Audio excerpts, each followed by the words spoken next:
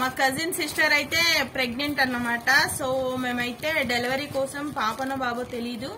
So బట్టలు అయితే book చేసినాను ఫ్రెండ్స్. ఒకసారి మీకు చూపిద్దామని చెప్పి అన్ని విప్పిన తర్వాత గుర్తొచ్చింది.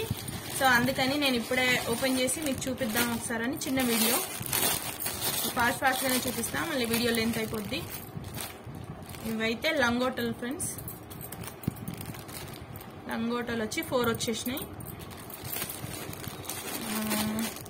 ఇవైతే కట్టడానికి చిన్న బాబుకి.